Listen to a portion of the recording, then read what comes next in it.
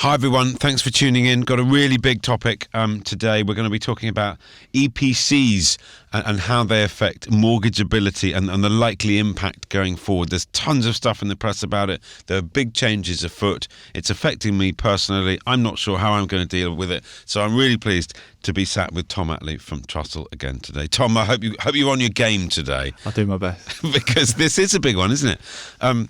There are changes afoot for both buy-to-let investors as well as owner-occupiers. Definitely, yeah. I think buy-to-let investors are going to see some changes down the road, particularly on energy performance certificates. There is a real drive to be getting all homes in the UK more energy efficient, particularly the older Victorian properties that weren't built with the sustainability that we have in mind now. So yeah. Do we? Can I just sort of kick off? Do we actually know?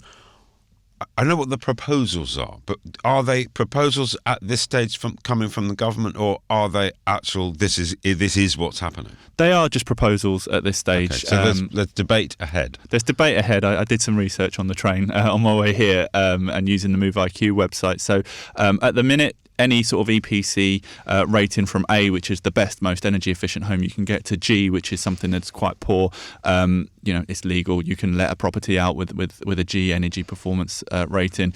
You can get a mortgage on a property. In 2025, the target is to reduce that to only A to C. But actually, even today, some lenders will only lend on buy-to-let mortgages if there is an A to C energy performance certificate. What about normal owner-occupiers?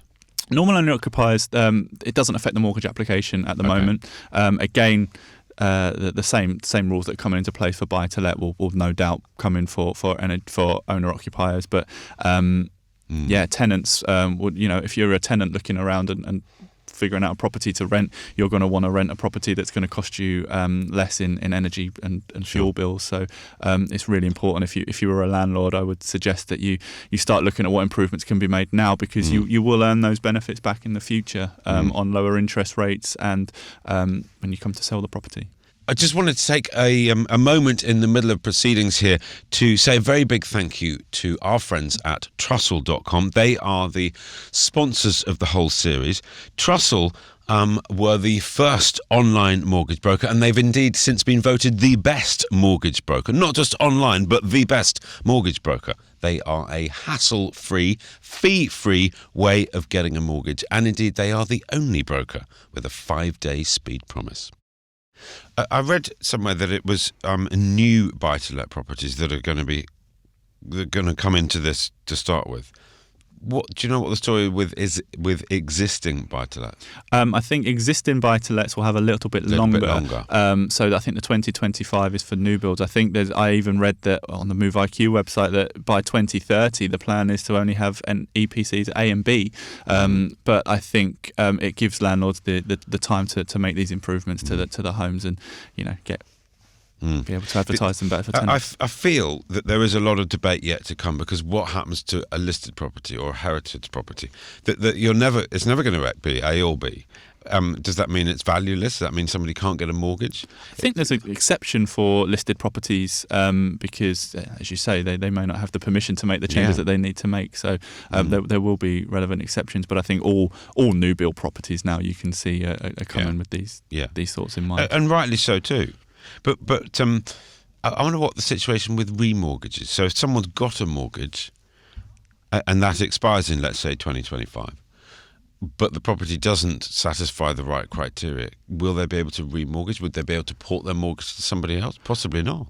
Possibly not, but I think these lenders and their underwriters and the people that make these decisions will see that there is a market for these type of properties, and providing that obviously it's within the law and within sort of government guidance, that it may be a case that you have to pay a higher interest rate or higher fees, or that you make a commitment to improving the property in a certain amount of time. Okay. But there's nothing set in stone about that yet. So it's one to watch. And I guess the advice, Tom, in between times is do what you can to your property, whether you live in it or rent it out. Do what you can to bring it up to standard as far as you can, because it's coming down the track. Definitely. An energy performance certificate was something that didn't really mean much a few years ago, but now every time you buy a house, let a house, take a mortgage out, it's something that the lender's going to want to see. So you need to make sure it's up to scratch. And it's the same thing as sort of making improvements to your property that make it more physically desirable, like decorating or putting a new kitchen in. Having a good EPC is just as much a sales tool now as anything like that as well, and probably increasingly so. And actually, I'm going to hazard a guess here, but it is my own opinion is that we are quite far behind when you look across Europe and across the rest of the world. We've got quite a lot of catching up to do to meet some of our neighbours. Definitely. Sort of regulations. So it's a big topic. Watch this space. There is more to come. We do need to get our head around it. Tom, ever so grateful as always. Thank you for listening. Hope you found that useful. Take care, everybody, and I'll talk to you very soon. A few words of warning. Your home may be repossessed if you don't keep up repayments on your mortgage. You may have to pay an early repayment charge to your existing lender if you remortgage. Individual savings may vary, and terms and conditions can be found at Trussle.com.